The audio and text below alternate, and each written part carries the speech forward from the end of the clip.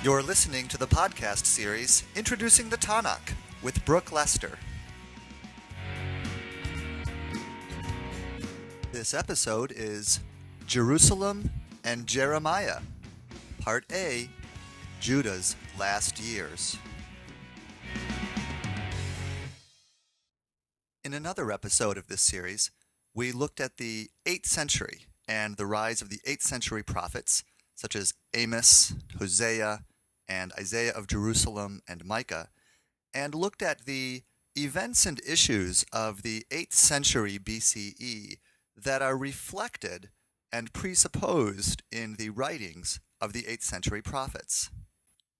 Here I wish to do the same, working quickly through the years that followed the fall of Samaria to the Assyrians in 722 BCE, and working down quickly into the 7th century, down through the 7th century to the last years of Judah before Jerusalem's fall to the Babylonians in 586. On this part of the episode, we'll look at Judah's last years and see what all's going on there with the Assyrians and the Egyptians and what seems to be happening in Jerusalem and different groups' responses to current events, and then and how it's reflected in the religious literature that's preserved, especially the Deuteronomistic history. And this ought to set the stage for the second part of this episode, in which I'll look specifically at the book of Jeremiah. One great literary product of this period in the history of the people Israel is going to be the Deuteronomistic history. That is the history that we find in the books of Joshua, Judges, not Ruth, Samuel, and Kings. It's called the Deuteronomistic history because the perspective we find embedded in this history is compatible and uses many of the same words and phrases. It's clearly organically related to the book of Deuteronomy itself. It is a history that is Deuteronomy-like in its perspective on events.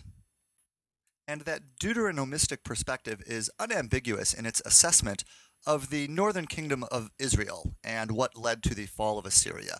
For the Deuteronomistic history, the worship centers set up at Dan and at Bethel are considered to be rivals of the what for the Deuteronomistic history is the only legitimate cult center, which is that in Jerusalem, and particularly the golden calves that are set up in Dan and Bethel, which appear to correspond in their way as thrones to the cherubim throne for Yahweh that is down in the Jerusalem temple.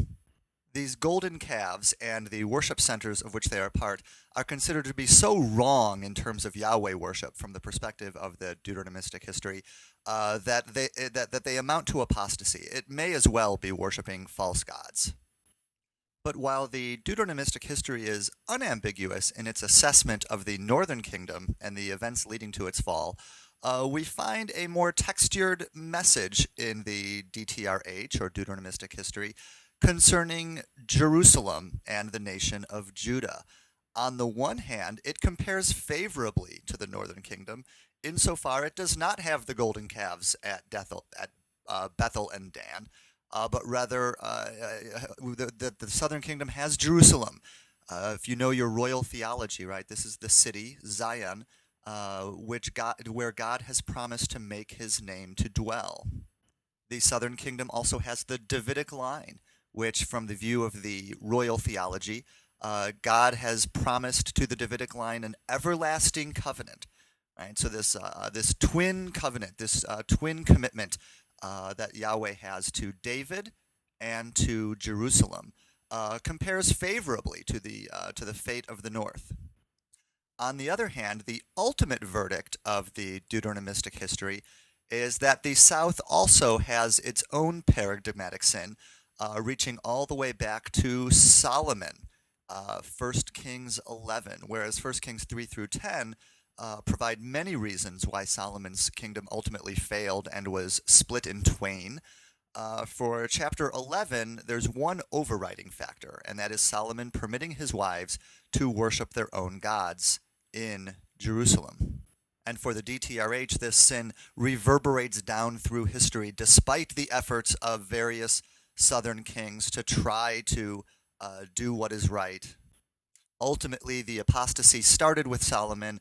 It infects the body as a whole, such that even the best efforts of the greatest king in the history of the universe, Josiah, to remedy the cult, to remedy the worship life of the state of Judah. Ultimately, it's not enough. It's too little, too late, and the Babylonians bring the whole apparatus crashing down around them. I briefly go over the character of the Deuteronomistic history because for this part of the episode, it sheds light or gets us acquainted with the issues we're going to be dealing with in terms of this window between Assyrian strength and the ultimate waning of Assyrian strength and the coming of the Babylonians, this window between two empires in the state of Judah. And then on the other part of this episode, where we focus on Jeremiah, I'm going to suggest that this textured view, this mixed perspective on Judah as it compares with its erstwhile northern neighbor Israel, will provide a useful context in which to see Jeremiah's ministry as we find it preserved in the book of Jeremiah, and ultimately the shape of the book itself. After the fall of Samaria to the Assyrians, the king of Judah, Ahaz, apparently installed an altar on the model of that in Damascus. So he changed the shape or nature or appearance of the altar in the Jerusalem temple. He removed something called the laver and also the molten sea from underneath the bronze oxen, and made other changes, and according to the DTRH, this was because of the king of Assyria. It's hard for us when reading this to imagine the sorts of accoutrements that are imagined in the temple at Jerusalem. Things like a snake, a bronze snake up on a stick, this molten sea that represents the primordial chaos that Yahweh controls, the bronze oxen outside of the temple, 12 oxen facing in the 4 cardinal directions. The seraphs, or winged snakes, that are described in Isaiah 6. Apparently, Asherah pole and standing stone. As is covered in another episode of this series, the Solomonic temple was thoroughgoingly Canaanite in its architecture and in its design elements. That is, as so often we see, the worship of Jerusalem, the state cult of Jerusalem, was similar in many, many respects to that of its neighbors. Not surprising if we think of this as something of a sibling relationship, cultures arising together out of a shared background and a shared cultural matrix. But because Ahaz removes some of these elements and replaces them, as the DTRH says, because of the king of Assyria, he receives a very negative rating from the Deuteronomistic history. This is considered to be an accommodation to Assyria of the worst kind. An accommodation that accounts in part for the survival of Jerusalem after the fall of the northern kingdom of Israel. Around 715, Hezekiah became king. He will ultimately receive a seal of approval from the DTRH, and we'll see why. About 10 years into his reign, the death of Sargon II in Assyria led to a temporary weakening of Assyria's foreign influence, and the kingdoms of Babylon to its south and east, and Egyptian, way over here on the other end of the Fertile Crescent, Babylon and Egypt achieved temporary independence from Assyrian control. In the context of anti-Assyrian coalition building, that is, Hezekiah is preparing to defect against Assyria, Hezekiah begins local conquests and a centralization or reformation of the Yahwistic cult, of the state cult of Yahweh. This may have been restricted to the removal of the bronze serpent from the temple. If you want to see a story of origins on the bronze serpent, you can see Numbers 21, especially verse 9.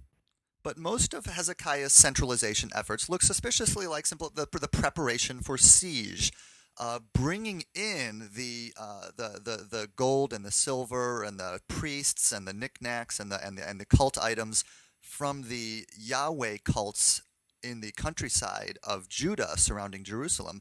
Just makes good economic sense when you think that your city is going to be besieged and the countryside razed and plundered. Hezekiah also responded to the fact that the only source of water available to Jerusalem was outside the defensive walls of the city, and he built the Siloam Tunnel, bringing the water in from the spring of Gihon within the city walls. You can see elsewhere for the Siloam Tunnel inscription, Siloam, an inscription dating to the completion and describing the completion of that work. In a very few years, in 701, Sennacherib, the king of Assyria, besieged Jerusalem, and according to his accounts, removed 46 cities from Judah. That is, he really plundered the daylights out of the countryside. And according to his account, trapped Hezekiah in his city like a bird in a cage. Which is a royal inscription talk for an admission of defeat. That is, you boast about what you accomplished, when in fact you didn't accomplish what you set out to do, which in this case was to destroy the walls. Hezekiah is attributed with a great deal more centralization of the cult, including purging the countryside of Asherah poles and standing stones and such. Many have pointed out that the language is suspiciously Deuteronomistic. That is, it may be that many of the reforms carried out by the later King Josiah are attributed in part to Hezekiah, partly because there's sort of this bad king, good king swapping back and forth from the perspective of the DTRH. Ahaz, who removed things because of the king of Assyria, was a bad king. Hezekiah, who follows then, is a good king. We come up now on the next king, Manasseh, who's going to be considered the worst of kings. After him, hard on the heels of Manasseh, will come Josiah, who's considered the best of kings. So in order to sort of pump up the reputation of Hezekiah and ascribe to his defensive efforts which probably had a theological justification similar to that which Josiah will offer in his Deuteronomistic reforms. Looking a little forward here, but nonetheless, some stuff retroactively applied or credited to Hezekiah. So after Hezekiah and Assyria's unsuccessful siege of Jerusalem, but its destruction of much of the countryside of Judah, in about 686, Manasseh comes on the scene. Manasseh is king for a really long time. And which is an embarrassment for the DTRH because he's considered to be a terrible king who basically reverses the innovations of Hezekiah by opening up the cult sites out in the countryside again and failing to centralize the cult, failing to put a stop to the Asherah poles and the standing stones.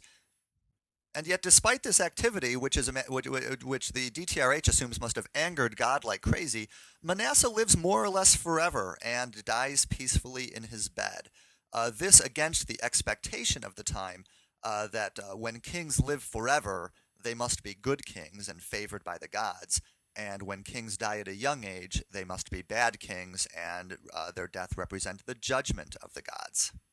For the DTRH, Manasseh is something of the straw that breaks the camel's back with regard to the sin that began with Solomon and has reverberated down like an avalanche slide through history. Manasseh dies and passes on the kingdom to his son Ammon, who rules for only a very short time and is murdered in conspiracy.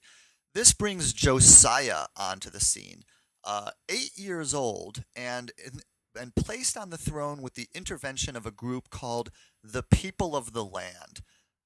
These should not be confused with the peoples of the land that we read about in Ezra and Nehemiah, for example. There, in the post-exilic period, the peoples of the land is a pejorative term that the emigrants from Babylon, the ruling emigrant priestly group from Babylon, uses to describe the Judeans who were not brought into exile, the Judeans who remained in the land. and who are considered to be impure and mixed with other elements.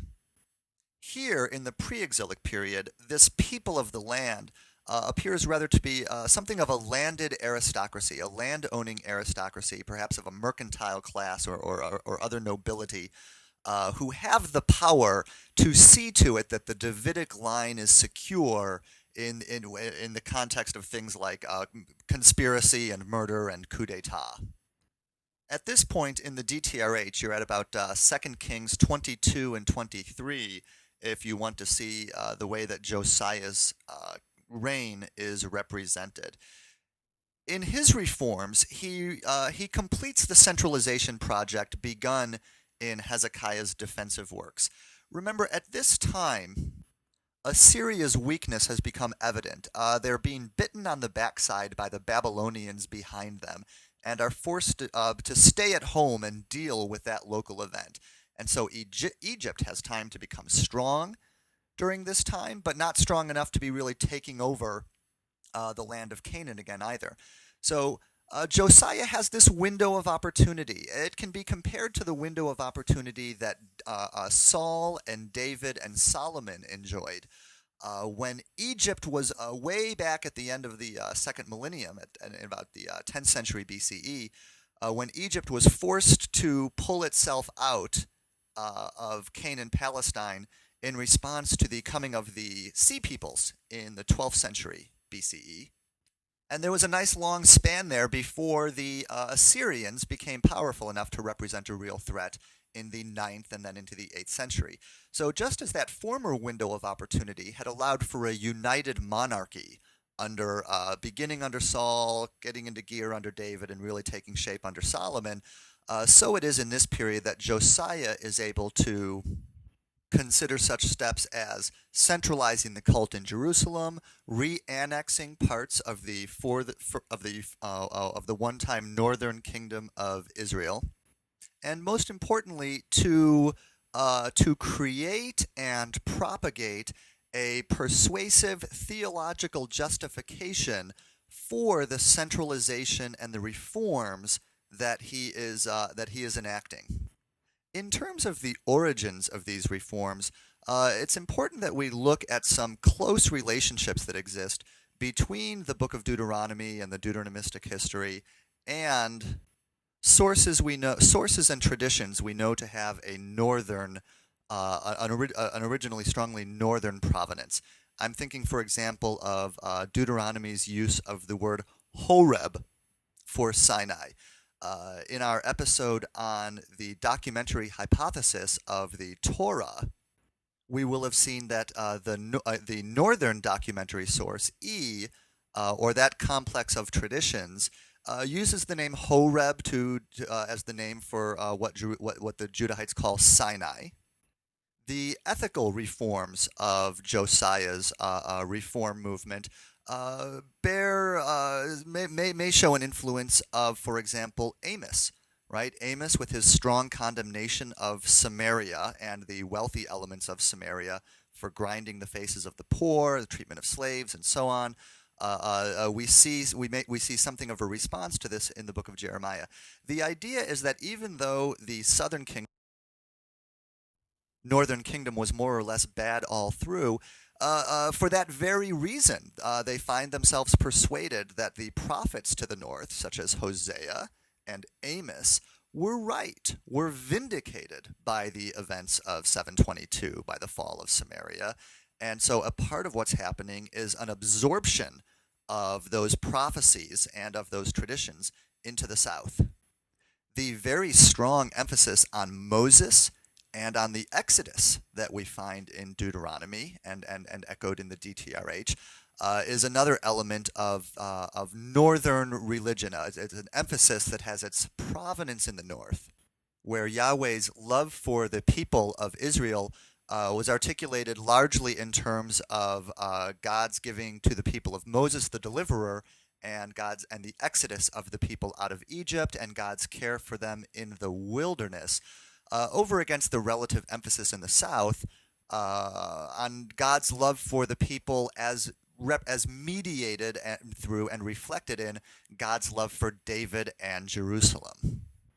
So we can imagine the refugees from the fall of Samaria and those who have preserved the words of the prophets of Hosea and Amos and so on, coming down south, being absorbed into the centers of power in Jerusalem, and ultimately having an enormous effect on the shape and fate of the southern kingdom and on our biblical texts through this northern influenced Deuteronomistic reform movement.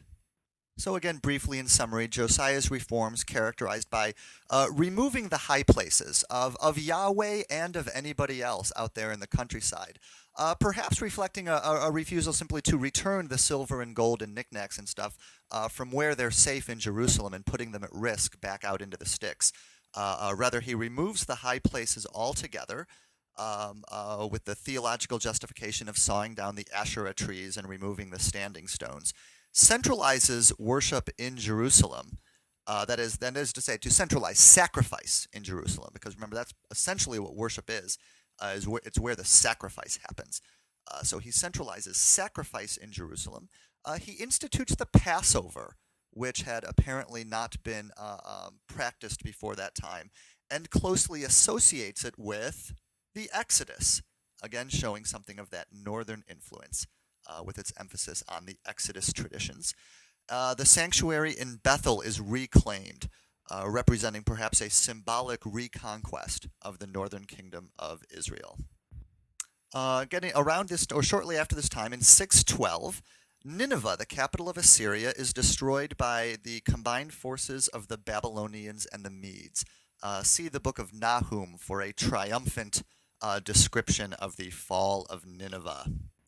The beleaguered Assyrian royal family and nobility are chased up north out of Assyria and come circling around the Fertile Crescent.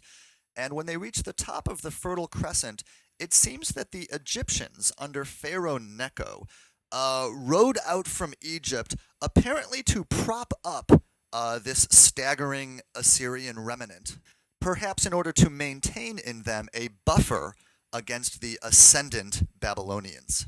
Josiah, aligning himself with the ascendant Babylonians, goes out to meet the Egyptian forces at Megiddo to try to stop them from riding further up the Fertile Crescent to assist the Assyrians. And Pharaoh Necho and his Egyptians roll over Josiah like a panzer, and Josiah is killed, perhaps executed for his efforts against the Egyptians. Again, this will be something that the DTRH needs to explain theologically, because Josiah is considered the best king in the history of the universe, and yet he is killed in battle before he is even 40 years old. This is easily resolved by the DTRH by simply giving the blame to Manasseh. Manasseh was such a bad king for so long that even Josiah's best efforts weren't enough to stem the tide, and Josiah is thus killed. Again, the people of the land intervene and put JOSIAH'S on the throne, but he's able to rule for less than 1 year before Pharaoh Necho steps in and appoints a different son of Josiah to be the king. And he is given the throne name Jehoiakim. That ends with an M like in Mary, Jehoiakim. But he will eventually shift sides and become vassal to the Babylonians.